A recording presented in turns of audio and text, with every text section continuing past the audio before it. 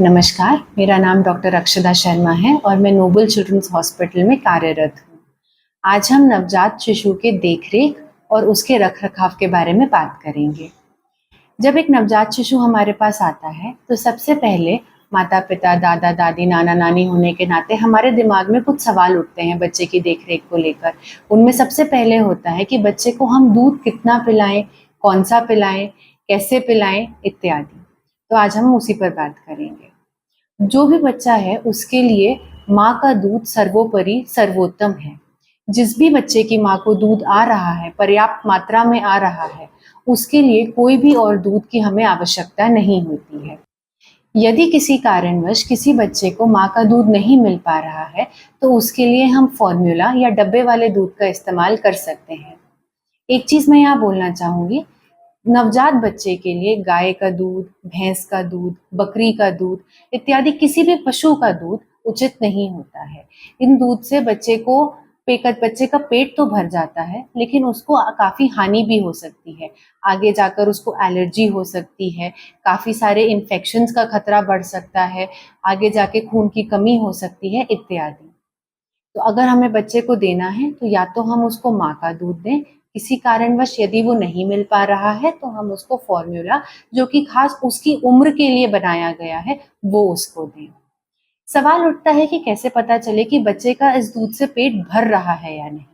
बहुत बार क्या होता है, हमें लगता है कि बच्चा दूध पीने के बाद भी रो रहा है, तो शायद बच्चे का जो पेट है वो भरा नहीं है।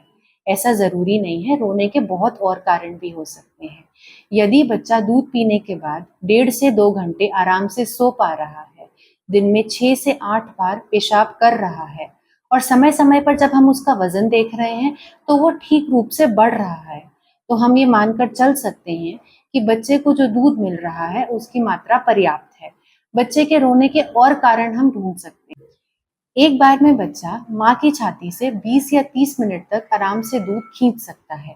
ऐसा करने के बाद जब बच्चे ने दूध पी लिया है, तो उसको सोने के लिए लिटाने से पहले ये आवश्यक है कि हम उसे अपने कंधे से लगाकर 20-25 मिनट थपकी दें।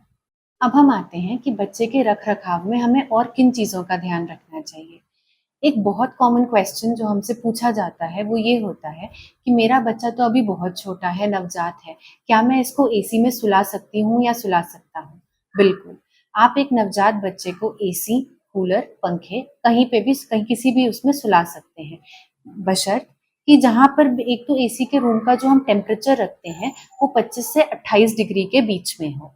दूसरा, बच्चे को सीधे एसी या कूलर या पंखे तीनों में से किसी की भी हवा ना लगे। यदि कूलर या पंखे या एसी की हवा एक तरफ से आ रही है, तो हम बच्चे को रूम के ऐसे हिस्से में लिटाएँ जहाँ पर उसको सीधी हवा नहीं लग रही है। तीसरा, हमें इस बात का ध्यान रखना है कि हमने जितने भी कपड़े पहने हैं, मानो हमने एक शर्ट पहनी है, हमने एक कुर्ता पहना है, तो उससे एक बढ़ाकर हम बच्चे को कपड़े पहनाएँ। ऐसा करने से बच्चे की गर्माहट बनी रहती है और उसके बाद हम बच्चे को जहाँ चाहें वहाँ लिटा सकते हैं। बच्चे को जभी भी हम घर पे रखें या चाहे हम उसको बाहर लेके जाएँ, हमें इस चीज़ का ध्यान रखना है कि बच्चे के का सर, उसके हाथ और उसके पैर ढके हुए हों। इसके लिए बच्चे को हमेशा एक सूती जुराबे दस्ताने और एक सूती टोपी हमें पहना कर रखनी है। इसके बाद आता है कि हमें बच्चे को नहलाना कब है। तो यदि आपका बच्चा 2 किलो या उससे ऊपर का है, तो आप उसको नहला सकते हैं।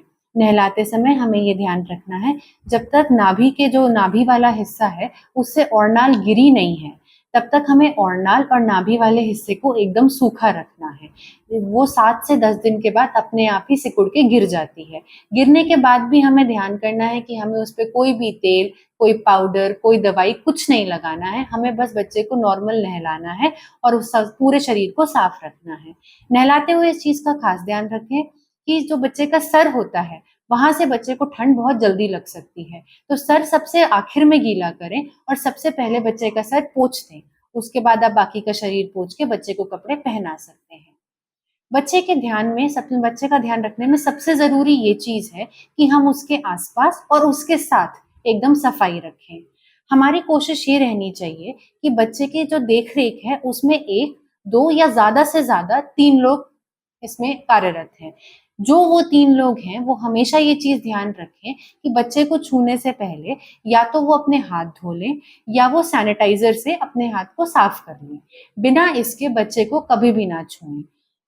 जो भी रिश्तेदार, मेहमान इत्यादि हमारे घरों में बहुत कॉमनली मिलने आते हैं बच्चे के होने के बाद, उनसे वो जो भी उपहार बच्चे के लिए लेके आएँ, चीज़ें लेके आएँ, वो बच्चे को डायरेक्टली सीधे बच्चे के हाथ में, बच्चे के ऊपर ना दी जाएँ, क्योंकि इससे जो भी जितने भी संक्रमण जो हो सकता है, उसका खतरा कई गुना बढ़ जाता है। आपके द्वारा इन छोटी-छोटी बातों पर ध्यान देने से आपके बच्चे को कई बड़ी बीमारियों से बचाया जा सकता है। इसके अलावा यदि आपके कोई सवाल हैं, कोई शंकाएँ हैं, कोई प्रश्न है, तो आप हमें बिल्कुल कॉन्टैक्ट कर सकते हैं। धन्यवाद।